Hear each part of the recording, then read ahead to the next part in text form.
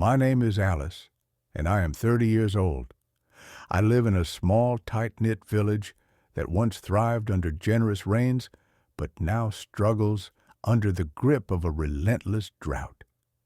Every morning, I rise early to fetch water from our ancient stone fountain, a task that has become more laborious as the water level has steadily declined.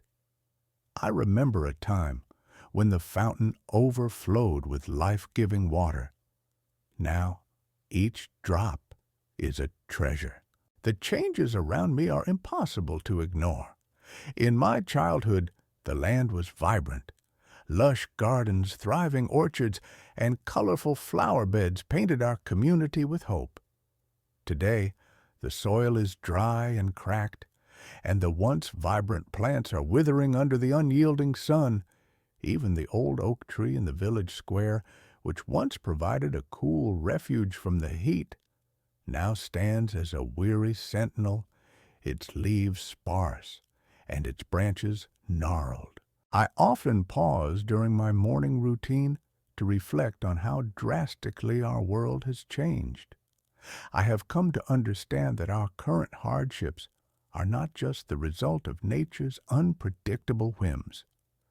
The actions of people, burning fossil fuels, industrial pollution, and rampant deforestation, have contributed to global warming, altering weather patterns and intensifying droughts like the one we face.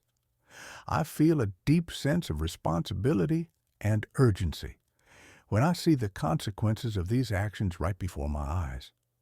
One afternoon, I sat down with Mr. John, an elderly farmer who has dedicated his life to the land.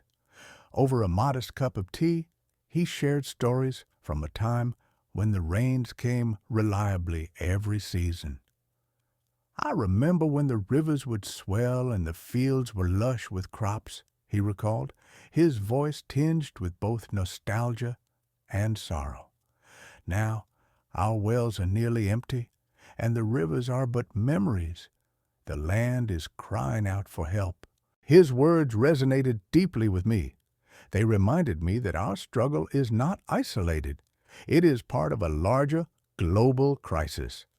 Reports and documentaries have shown me that regions as far-flung as Africa, Asia, and even parts of the United States are experiencing similar hardships.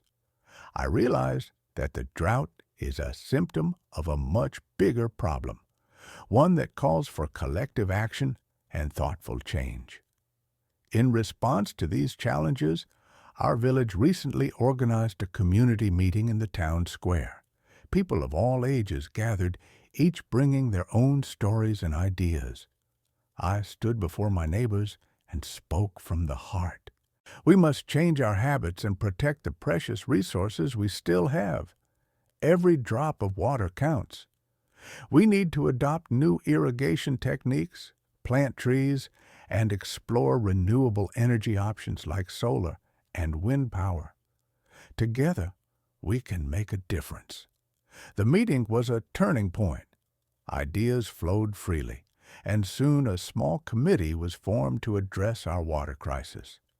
We planned to repair our outdated irrigation systems and introduced water-saving methods that we hoped would ease the burden on our limited supply. I also took the initiative to organize a tree planting campaign, inviting both young and old to join. Every tree planted is a step toward cooling our land and purifying our air, I explained to the eager children who listened intently. Determined to learn more, I spent evenings at the local library, diving into books about sustainable agriculture, renewable energy, and climate change.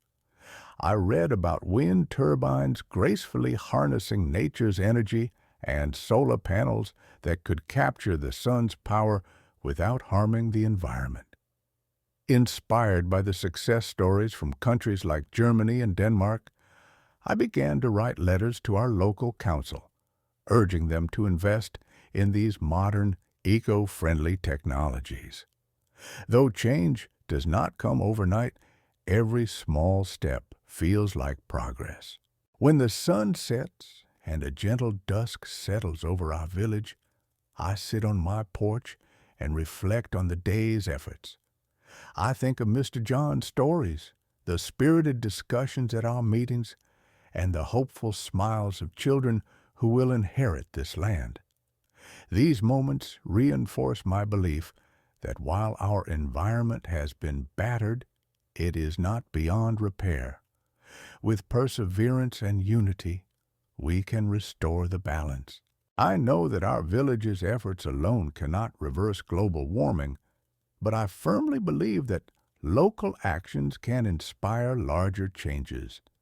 Every drop of saved water, every tree planted, and every conversation about renewable energy plants the seeds for a better future.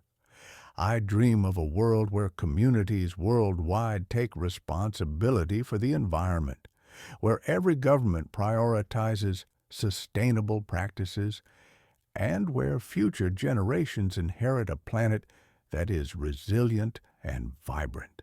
This is my story, a journey marked by hardship, determination, and hope. The drought that challenges us daily is also a call to action. I am committed to preserving our precious water, nurturing our land, and championing the changes that can restore our world. Even in the face of adversity, I believe that if we come together, we can transform our community and, one day, our entire planet. Every morning, as I carefully collect the remaining water from the fountain, I am reminded that hope is as essential as the water itself. With every small effort, I feel we are paving the way toward a greener, more sustainable future. A future where our children can experience the joy of a world in balance with nature.